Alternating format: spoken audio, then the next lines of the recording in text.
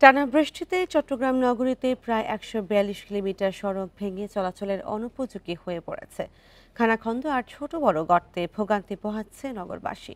প্রতিদিনই ঘটছে দুর্ঘটনা, নষ্ট হচ্ছে যানবাহন। সড়ক নির্মাণে যথাযথ নিয়ম না মানায় মানুষের দুর্ভোগ বেড়েছে বলে মন্তব্য নগর পরিকল্পনাবিদদের। বান্ডেল থাকলে প্রতি সেনমানিতে টাকা বাঁচবে। বিকাশ সেনমানি বান্ডেল কিনে জিতুন প্রতি লেনদেনে। চট্টগ্রাম নগরীর ব্যবসা বাণিজ্যের অন্যতম প্রাণকেন্দ্র মাঝিরঘাট।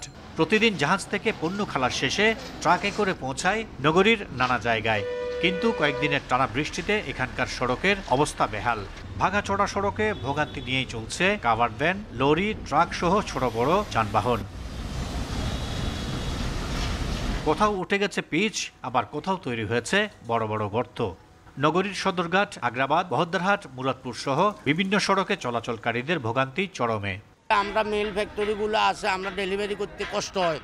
একটা দুইটা গাড়ি কাটতে ওরি আর দাম বাজায় যে পুরো আগাগোড়া। বাচ্চাকে স্কুলে নিবে ওরকম কোনো পরিস্থিতিতে নেই। তো এইভাবে হলে আমরা কিভাবে চলবো? এইভাবে হলে তো থাকাই যায় না। 1 বছর কাজ করলে 3 বছর বন্ধ থাকে, কিন্তু রাস্তা ভাঙে। টেইলার, ডাম্পার এগুলোর জন্য অতিরিক্ত ভাঙাভাঙি হয়। নিয়মের তোয়াক্কা না করে সড়ক তৈরি এবং সঠিক তদারকি না করায় সামান্য বৃষ্টিতে সড়কের এমন বেহাল দশা বলছেন নগর পরিকল্পনাবিদরা। কোনো রকম দায়সারাভাবে রাস্তাগুলো করা হয় কিংবা মেরামত করা হয়, যেটা অল্প দিনের মধ্যে আবার আগের অবস্থায় ফিরে যায়। এগুলো বছরের পর বছর এই জনগণের টাকার অপচয় আর দুর্ভোগ তো আছে, প্রতিনিয়ত দুর্ঘটনা ঘটছে। এদিকে সড়ক বেহালের জন্য বিভিন্ন সেবা সংস্থার খোঁড়াখড়িকে দুষছে সিটি কর্পোরেশন।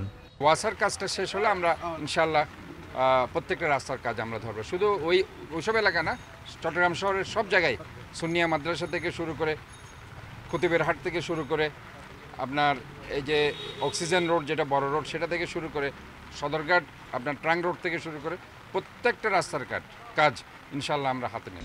উন্নয়নের নামে একের পর এক সড়ক খোঁড়াখড়ির ভোগান্তি কমাতে সেবা সংস্থার সমন্বয় করার জোর দাবি নগরবাসীর। Hasan Riton, independent news, Chittagong.